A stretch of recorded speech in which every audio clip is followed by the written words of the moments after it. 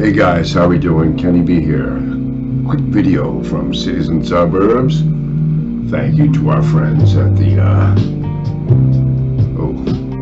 love this song. I hope you guys do too.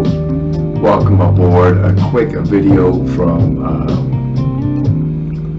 Cities and Suburbs. I wanted to get a couple of points across tonight because I was watching today on Charter Spectrum 3 in Worcester, and Lieutenant Governor Karen Polito talk about the shortage of housing in Massachusetts, which really means the shortage of affordable housing in Massachusetts, right? So let's go here. September 29th, guys. One more day in the month of September. I'm sorry, actually 2 more days. I always, get the calendar right in front of me. Ooh. But I work for a living. I get up, I get blurry, and I'm a little fuzzy. Approaching the 7:15 hour. 7:15's an hour. It's part of an hour. It's 15 minutes of an hour, which means in 45 minutes it'll be 8 o'clock. Being stupid on purpose. Not stupid, being funny, I hope. I don't want to offend anybody. But it is the 28th of September, and it's going to be kind of a rainy week coming up, you guys, so get your galoshes out, if you can remember what galoshes are. Or even know what galoshes are. I don't even know what galoshes are. We used to call them rubbers. We put them around our shoes when we were kids, and but they have since taken on a new meaning, if you catch my drift. But kept your feet from getting wet. So yeah, it's the 28th, and but listening to the housing shortage. Spectrum 1. I love Spectrum 1. If you guys aren't watching Spectrum 1 for your local news, I mean, since Spectrum took over Charter, I don't think I'll get flagged for using names, because unless I post it to TikTok, I'm not going to get like 40 gazillion hits.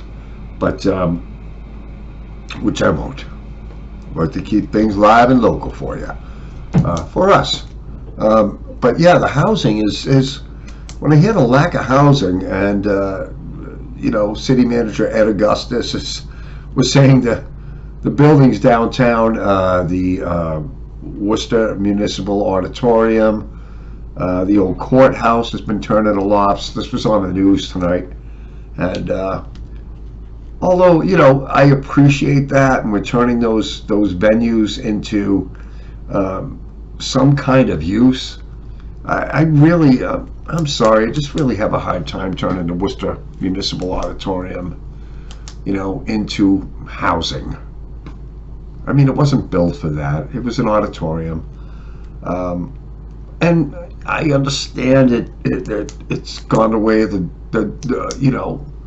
Brontosaurus and the T-Rex, and I get it, and we have to do something because it's an immense building, and you just tearing it down. Please, Worcester, do not tear down another building, right? Worcester Worcester Redevelopment Association, do not tear down any more buildings. Kind of done with that. But it looks like the historic Olympia Theater, which was built in the late 1800s. It is on Pleasant Street. Opened in the late 1800s as the Lathropes Opera House. Olympia is the oldest surviving theater in Worcester. It was sold for about $600,000 today, and it looks like it was only worth $60,000 back in 2007. And through Worcester's revitalization, many people have expressed interest in that. it was finally sold, and it's a 4-story building assessed by the city of Worcester as at $555,000. It sounds like a lot of money. It's not a lot of money for a downtown building, by the way. Okay, it includes 25,000 square feet, right? And a lot of purchasers, buyers have been in and out, developers, if you will, but it's been finally sold. We'll see how that repurposes itself. But it's kind of, this is from the Worcester Business Journal. After years of vacancy, historic Olympia Theater bought by a local family for $527K. So it was on the wrecking ball. It was on the wrecking ball. Is from the Worcester Redevelopment Authority, and that's the one thing I look at before Worcester and now Worcester. There's so many buildings that are gone that were so beautiful in Worcester. But so what do you guys think about that? So we have a housing crisis in Massachusetts. We have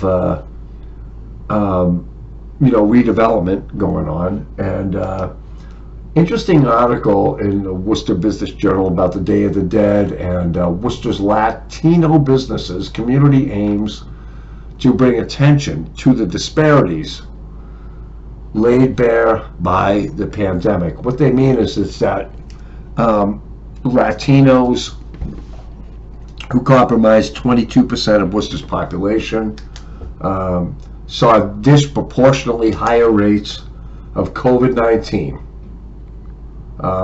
Because what is said in the article that, and this is by attorney Gina Platanino, attorney at Community Legal Aid,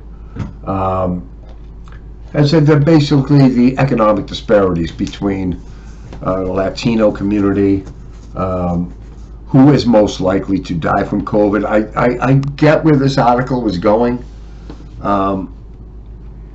But someone who works in Worcester helping individuals with, disabilities, talk about a population that is, marginalized as far as employment goes, most likely to die from the COVID-19, stupid COVID, by the way, should never have made the United States shores, but it's not always another show, it's always this show. KB here live video for you.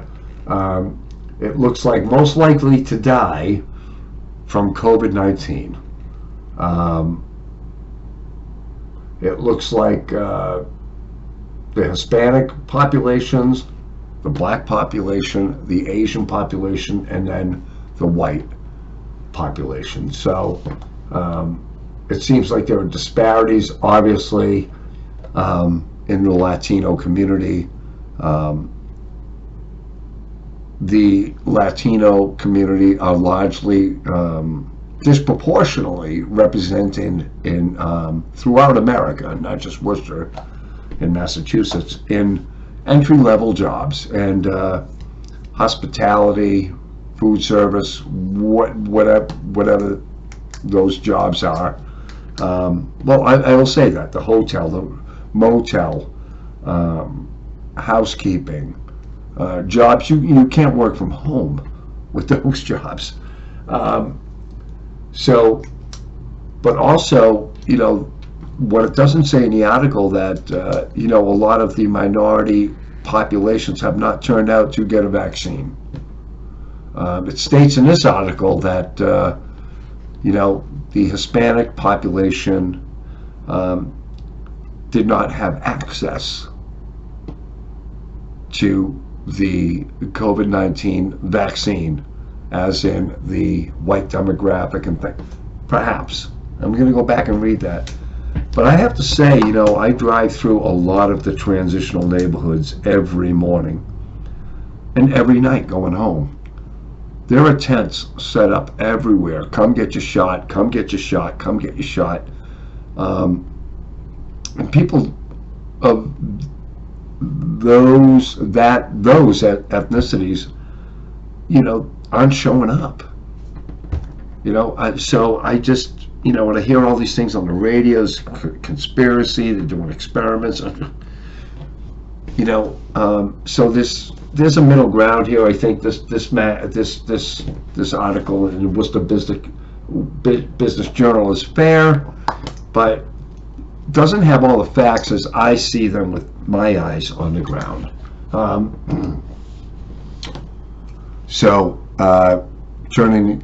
Closing out with some happy stuff. The hype of the Tom Brady coming back to New England. By the way, the only football team Tom Brady has never defeated, at least once, are the New England Patriots. Duh. So we'll see how that works out. Read the papers. To most people, this is a football game. It's a game, right? There are two people on the planet who really are looking at this as maybe a personal rivalry, and that would be Belichick and Tom Brady. Okay? Bruce Arians said it very well today. 98% of the guys in football, particularly on those two clubs that are going to meet on Sunday night football, could care less. I mean, are they going to win it for their quarterback? I hope the Pats step up for Mac Jones as much as the Buccaneers, defense and offense, step up for Tom Brady. This should be maybe a surprise for us. Who's going to win? It's a game, guys. And it sells a lot of jerseys. It sells a lot of product. But we'll see nonetheless. Just a quick check-in for you.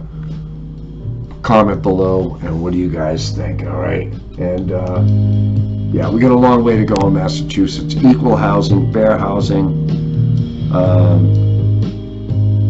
and our communities definitely need to be better.